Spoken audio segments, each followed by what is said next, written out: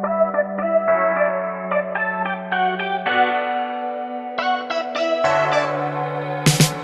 everyone, it's Dina, and welcome back. And if you're new to my channel, howdy, I'm glad you made it. Today we have a fun triple unboxing. I'll be sharing what's inside the latest Beads of the Month clubs. We have the deliciously themed 11 Delica Club with a chocolate dipped strawberries palette, the Findings Companion Pack with a bright silver finish, and the Gemstone Club featuring the stunning Iolite. After the unboxing, stay tuned because I'll be using some of these beautiful beads to create a quick and simple bracelet tutorial you can make along with me. So let's dive right on in and see what's inside.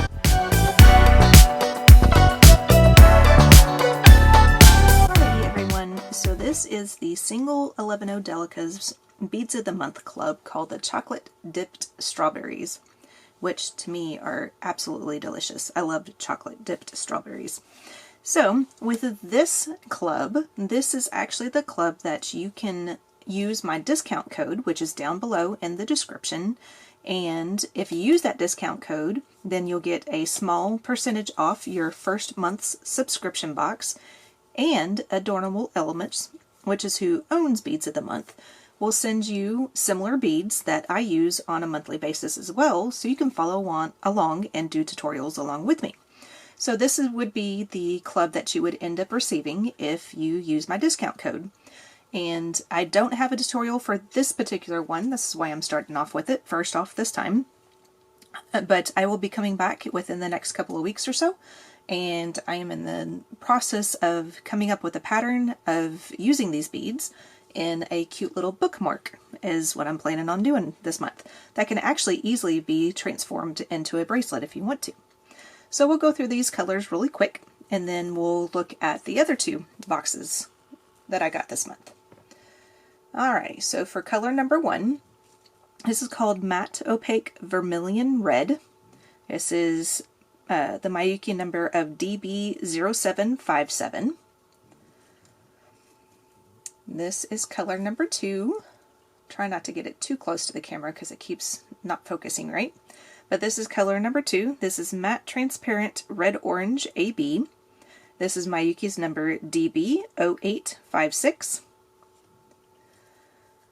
Color number 3 is going to be Dyed Semi-Frosted Transparent Cinnamon.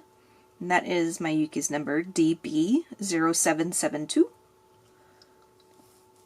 Number 4 is Mustard Lined Amber, which is DB1391, which kind of doesn't sound like it would go with the chocolate dipped strawberries, but it reminds you of the brown portions of the strawberry. At least that's what it reminds me of. And then number 5 is going to be, I lost my place, sorry. Number 5 is Variated Taupe and Silk Satin. This is Miyuki's number DB0671, and this one is extremely sparkly. I like this bead. I definitely will be using this in other projects as well. That one's really, really pretty. See, I can just move the mat and it just sparkles like crazy. I really like that one. So number 6 is going to be Dark Topaz Lined Root Beer. This one is DB1392. And we go up to number 7, which is the G, and this is Dark Topaz Lined Amber, so very, very similar to the root beer one, which is that one. Just a little bit of a darker color. And then that one is DB1393, and then the last one that you get in this box is Matte Metallic Brick Red, which is DB0378. Now each one of these little containers is a 5-gram container, and of course this is a single month club. If you decide to sign up for the double Beads of the Month club, then you would get twice as much beads. So you would get a container of 10 grams of Delicas. So that's the Delica's Beads of the Month for the month of May of 2025. So meet me back in a second and we'll go through the other 2 boxes that I got.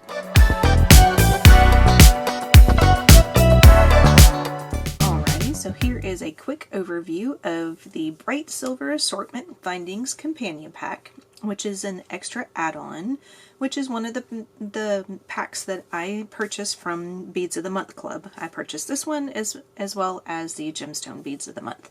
So we'll go through this one really quickly, then we'll finish off with the Gemstone one, and then we'll do our little tutorial. So you start off with a lobster clasp. Now it does say in the description that it is a swivel one, but I'm not quite sure if my swivel is just stuck at the moment or if I ended up getting something different. Sometimes when they put together these packages and everything, they run out of certain items. So sometimes they have to substitute some of the items and everything. So it may be that I just ended up with one of those packages that I ended up getting one of the substituted products, or like I said, the swivel may be just kind of stuck right now. Either way, it's nice. I'll use it. I like lobster clasps, especially for those, for my necklaces and things like that. And I'm starting to kind of use them a little bit in my bracelets off and on too. This is the second item. Of course, it's huge, so I didn't put it in this little small little cup area. But this is double curb chain. It's 12.5 millimeters. You get 12 inches of this. And then somewhere in here, I've already lost it. There it is a jump ring. That's holding it together. So it's really pretty. It's nice. It's different. Something interesting. A little challenging to try to come up with something to do with that. But it can be done. This is your third item. It is a teardrop paddle pin. It is 2 inches long and it's 22 gauges. You get 10 of these. So I only have just the one sitting there. I have the other sitting off to the side, so you get a total of 10. Your next item is Silver Silk 2-strand end caps. You get 1 pair.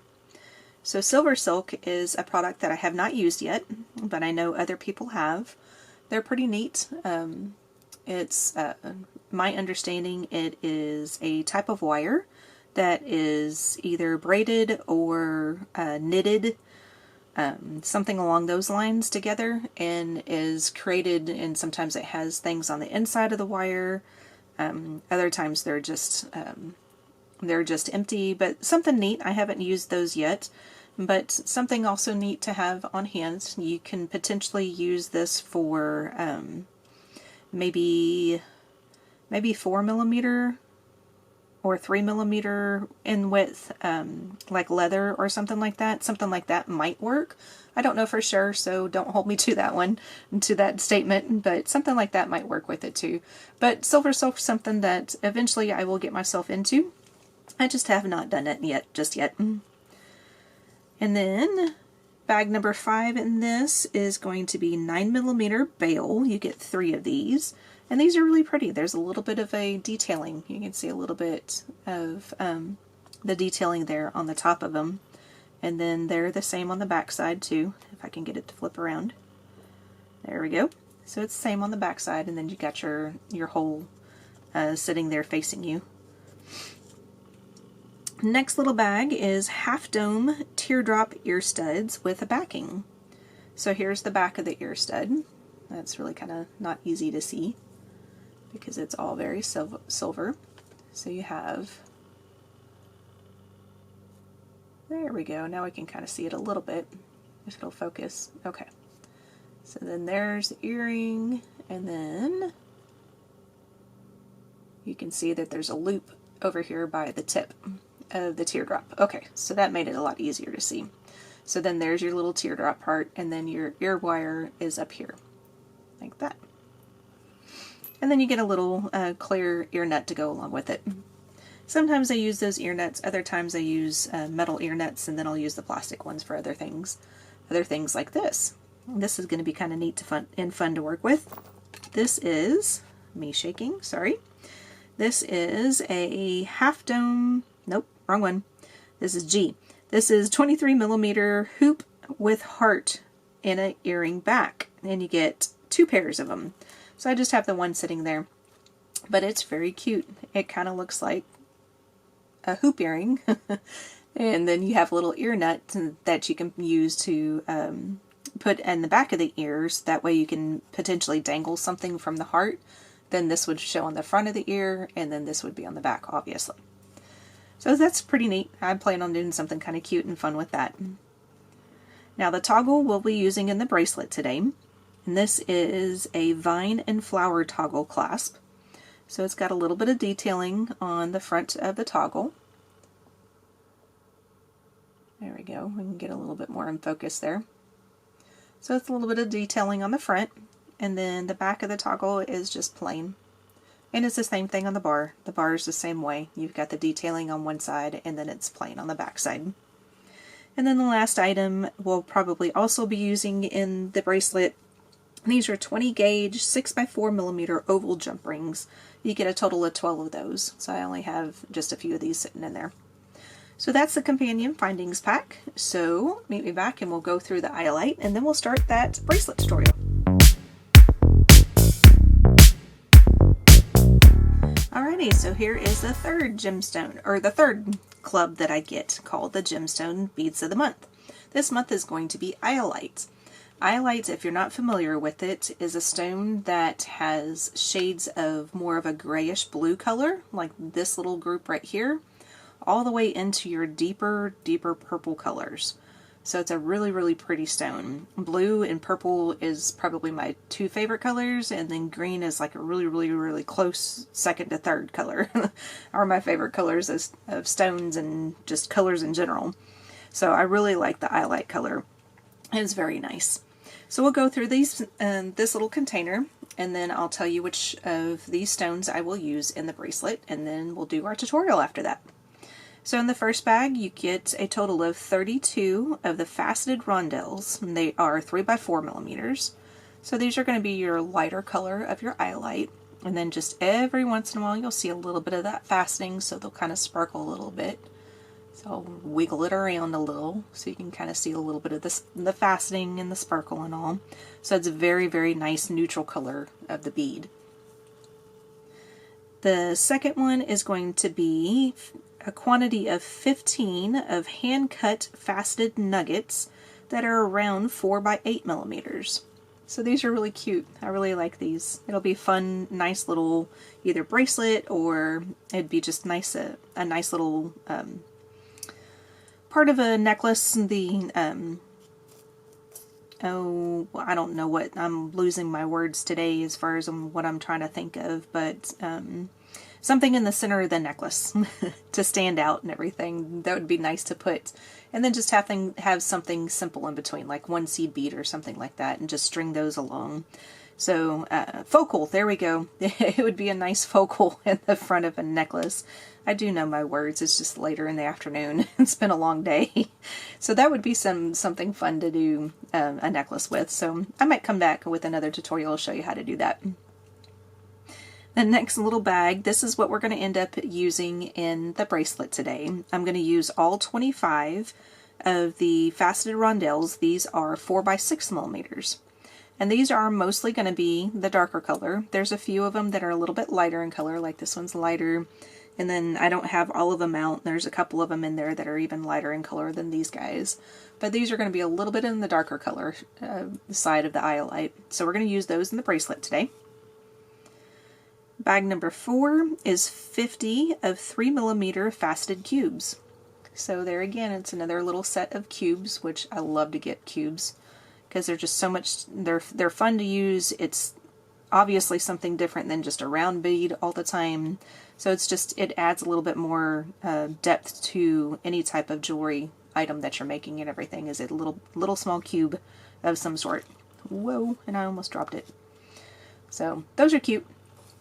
And then these guys I'm probably going to use in something also. Not quite sure yet what it's going to be. Might even be earrings. But these are really pretty. You get a quantity of 10 of these, and they're 8x10mm pebbles. And so this shows you a little bit more in depth of the differences in the colors.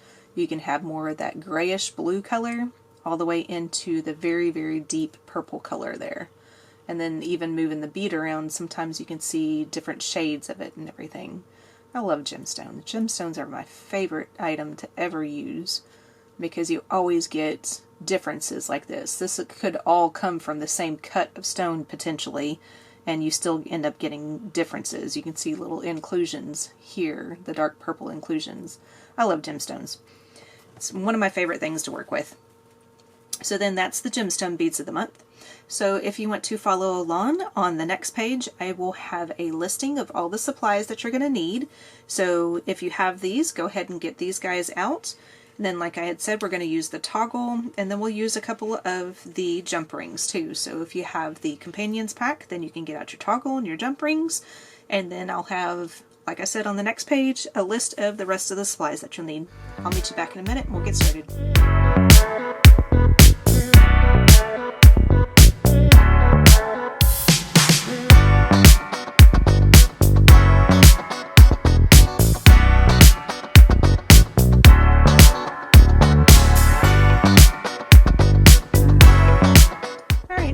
Started with that tutorial. So the first things that you'll need out are going to be your soft flex beading cable. Today I'm going to be using the sterling silver one, which was listed yet in the previous screen. So you already know that, but just a habit for me to go over the items. And then we have our rondelles, and then we just need one of our crimp tubes at the moment. So I'm going to go ahead and move this out of the way. I have my 30 inches of my beading cable already cut off the spool. I'm using 30 inches, and if I end up using something different, whether it's too short or too long, because we're kind of doing this design on the fly, and if I use a different amount, it'll be in that description that we saw before the tutorial started. So I'll tell you exactly what that is in that description, because like I said, I'm doing this on the fly, so I don't know exactly how much of this I'm going to end up be using. So what we're gonna end up doing is you want to fold your wire in half, and then kind of just keep it all loose and everything. But we're going to add our crimp tube to the bottom, or to the end of that wire where it is folded over.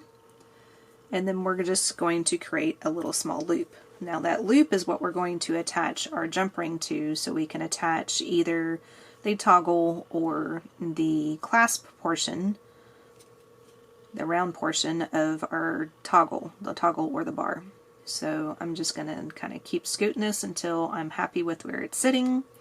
I'm actually going to flip this around so this will be easier for me to use the magical crimper here in just a minute. So there we go. I've got just a little bit of room sitting there. Now I did get myself a new magical crimper. Now I'm not quite sure if it is user error, which very well could be because I'm still kind of new at using this, but I was always having a lot of problems with getting an actual round crimp out of using the magical crimper. So I got myself a new one, so I'm praying that's all it was maybe it was the tool itself and it wasn't actually me. So we'll find out here in a little bit. So all you do is you put your 2x2 crimp tube in the center of your crimper, just like that. And then you squish it down. Oops, I'm going to make sure that my wires are not crossed, sorry. Now we're going to squish it down. And then it creates a little, basically a flattened looking square. Then you turn it 90 degrees in your crimper. And then you squish down again. Then you turn it just a little bit in your crimper, a couple of times, and you squish down each time. Okay, you gotta make sure that it's turning. I don't think this one's turning.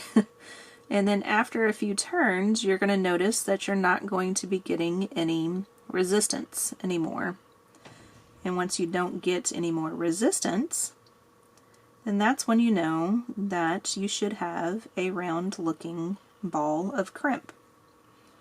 So I'm really hoping that's all it is and it's not user error, so we're going to find out here in a minute because I'm keeping this pretty close in the tube. See, that's looking pretty good, that's feeling pretty good. One more squish and if that's feeling pretty good. Holy moly! Oh my gosh, look how cute that is! I think it was the pliers. Oh my gosh, I'm so happy. Okay, I'm like stunned. It worked. Okay, so that's what we're starting off with. That's so cool. Anyways, so now we're going to start the stitch. We're going to end up doing basically right angle weave, but we're going to be using 2 strands. So I'm going to move some of these guys off to the side, and I'll just cut and pull a couple of them out for the moment. So what we're going to start off doing in the beginning is we're going to cross through one of our beads. So pick up one of your rondelles with whichever side, doesn't matter, right or left, and then cross through with the other side. So for me, crossing through with the left, just like that. And then we're going to pull that all the way down to the bottom, where it is sitting close to our crimp tube, our beautiful little awesome crimp tube that I just made. So happy that thing worked. And then we're just going to kind of finagle this around a little bit. After you get this first one on there, then it's really not going to matter too much. You're not going to have to finagle it as much. But that first bead is going to be the part that you're going to have to kind of play around with and get it to where you want it to look like. And that's very similar, very much close to where I want it to be at, where you have just a little bit of room in between everything right there. So now that we're continuing on with the right angle weave stitch, you now put one bead on the right hand side and then one bead on the left hand side. So that'll be your that'll be your two sides of your right angle weave. So when I pull that down, it's going to look like that at the moment. Whoops, it's flipped upside down. It's going to look like that at the moment. And then now your fourth bead that you're putting on at the moment, you're going to cross through again. So every other time that you pick up, you're going to pick up a bead on either side, then you're going to cross through one bead, and then you're going to pick up a bead on either side, and then you're going to cross through and pull the bead down to the product. Now see, like I said, it's going to be this first one, you're going to have to kind of finagle it around, just kind of wiggle it, and make sure it gets down as close as you want it to. It doesn't have to be this tight. You can actually loosen it up if you want it looser. Completely up to you, but I do want that wire showing. If the wire is bothering you, or if you have just, you know, a plain silver wire that doesn't have any color to it or anything like that, you can always fill it in with seed beads. You can use the 8/0s that are in the description below, or you can use 11/0s. Just make sure that you don't use 11/0s to try to cross through with this wire, because the wire is a little too thick to go through an 11/0 twice. The 8/0s, it works much easier. So then this would be the portion that you would pick up two individual beads on either side, and then you would cross through one more seed bead, or one more rondelle in the center. So pick up these two and then cross through that one. And then continue on until you've used all 25 of your rondelles. Now if you're wanting to follow along with me and not use the rondelles, the gemstone rondelles, if you have like crystal rondelles, or if you want to use the gemstone ones and then finish off with crystals or mix and match, whichever one that you want to do. I ended up doing a sample of this, and all 25 ended up being around 2.5, almost 3 inches worth. It just depends on how loose and how tight you do your right angle weave portion right here. So if you want to follow along, go ahead and do that first step and continue on with all 25 of your beads. Then meet me back and I will show you the second part. Alrighty, so I have all 25 of the gemstone rondelles on there, and it's looking pretty cute already. So this is what it's going to look like, and that's about what I expected, is to have it just kind of sort of basically cover the front part of my wrist. So now what I'm going to end up doing is using the same stitch, doing the same thing, but I'm going to be using the seed beads. So it's the same process. You pick up one seed bead on the right, pick up one on the left, and then you cross through one in the center. So same process, then pull it down. And this first one's going to be really kind of loose, which is fine, because it's going to be the first part for the first time that we're going to be using the seed beads. But then the next one after it's going to be a little bit tighter. So now it's going to take just a little bit of time to actually get the rest of this done. And hopefully I estimated the 30 inches of the wire to be a good estimate. to be able to get the bracelet length that I want. So then that's what your seed bead portion is going to end up looking like, is something like that. So continue that on. What I'm going to end up doing is, get my bracelet mandrel out real quick. I'm going to have my bracelet be somewhere around 6.5 inches. Well, the total bracelet, the ending bracelet is going to be around 7.5 inches. Between 7.25 and 7.5 is kind of where I'm shooting for. So somewhere in between these markings right here. So we are going to estimate it to be about 6.5 inches. So that way we have about an inch-ish for our clasp. So as you can see, I have quite a bit to go. So what you want to do is wrap your bracelet around your mandrel until it gets to almost the touching point. You need to leave just about the same amount of room right here or over here that you do on this side over here. So that way you'll have enough room to wrap around, put another crypt tube on, and then we'll add our clasp to it, and then it should end up down here. So I'll tell you what I'll show you what I'm talking about once I get to that point. So I'll meet you back in a second. To me, it'll be a few minutes, and hopefully I will have almost a completed bracelet. Alright, so now I've got all the beadwork done. So there is the other half of the beadwork.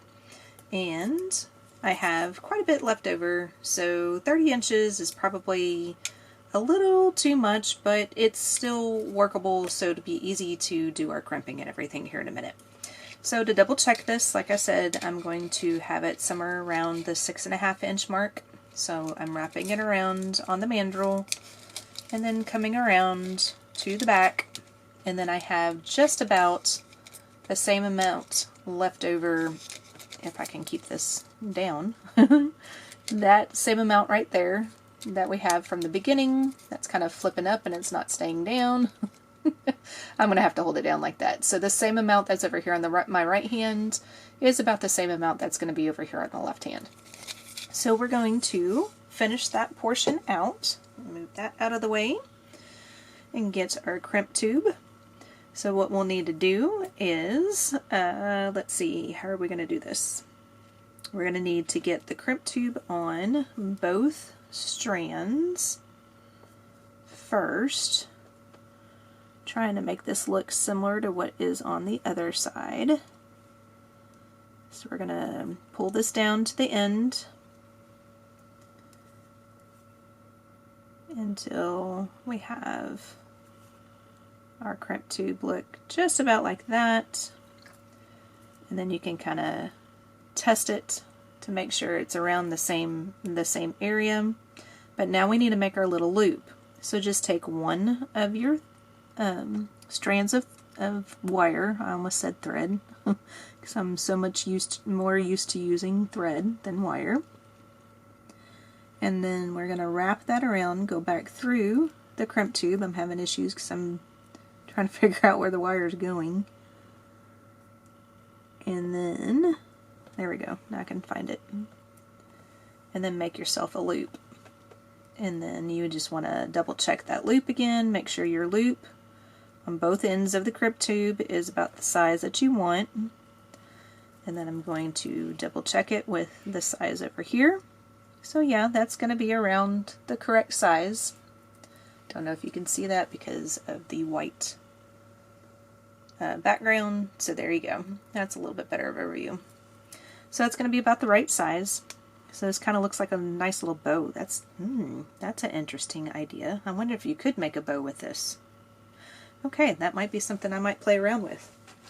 Alrighty, so now we're going to do our crimp. So squish down, turn it on its side, and whoops, I think I started to squish, and there we go. Okay, and then just turn it around a couple of times. I think I missed the middle on one of my squishes.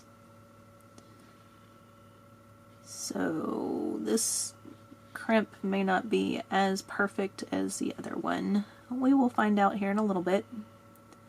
Sometimes though, if you start off with a bad crimp and then you continue around and it might fix itself. At least that's what I've seen on other YouTubers that I have learned how to use this crimping tool with. So we'll find out here in a second if my tube is going to look okay, or if it's going to look a little wonky. Ah! Look at that! Oh, I got a little bit flaking off. That's okay. That happens sometimes too. At least with mine. I'm used to seeing that. Look how cute that looks. Oh my goodness. It works so much better. Yay! Okay, so now we need to cut off the excess. So make sure not to cut off that loop. I have almost done that on previous bracelet tutorials and necklace tutorials, so it has been a struggle sometimes. So just make sure you get really up close to the crimp, and then I always try to tug on the wire just a little bit, except I want to make sure I'm not going to get the tube. Okay, and then I'm going to cut off that, and then do the same thing on the other side. Get right up close to the tube, and there we go. So now we have that portion of our bracelet done. So now save these guys. Always save your little extras and everything, because like what we did with the extra strand of thread through here, sometimes if you're just using one single strand of wire, then you'll need to have an extra strand to be able to add a little bit of bulk to be able to use those crimp tubes. So save those extras. You may be able to use those, and these are actually kind of long enough to where you might be able to make a cute little pair of earrings to go along with this. So let's finish out our bracelet. I'm going to go ahead and put the round portion of the toggle over here. So let me find my pliers that I forgot to get out before this. And then I'm going to open up a jump ring just by twisting it open. Go ahead and hook it onto the wire first, and then we'll hook on to the clasp. And right now it really doesn't matter which side that we put the clasp on.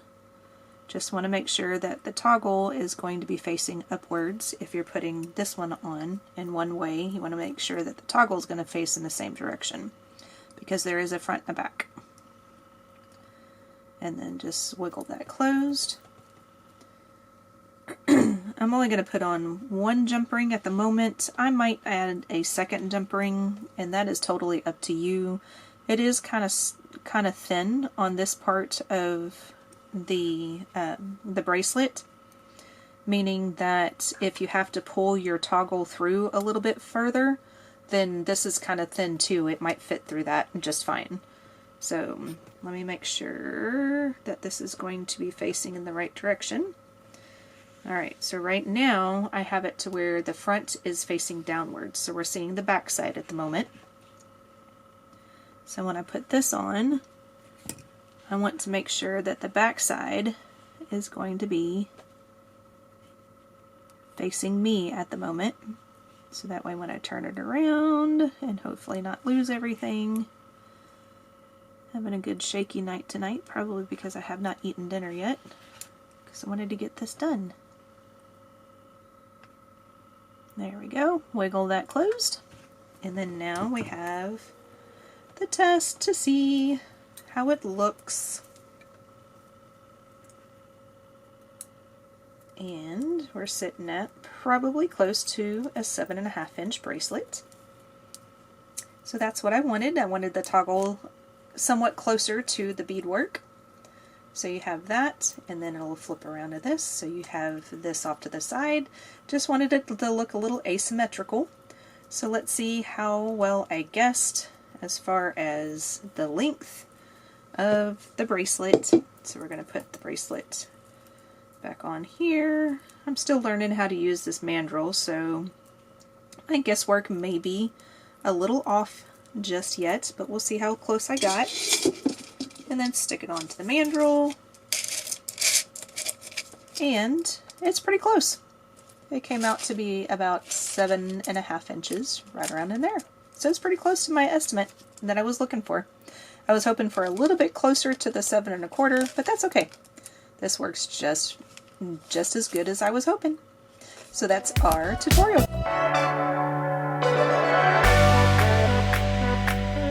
Thanks so much for joining me for this month's triple unboxing and quick bracelet tutorial. I hope you found some inspiration and maybe a new idea for your next jewelry project. If you enjoyed this video, please don't forget to like, subscribe, and click the notification bell so you never miss out on future unboxings, tutorials, and other design ideas I come up with. Let me know down in the comments, what would you make with these beads? I'd love to know. Thanks again, everyone. I'll see you all in the next video. Bye now.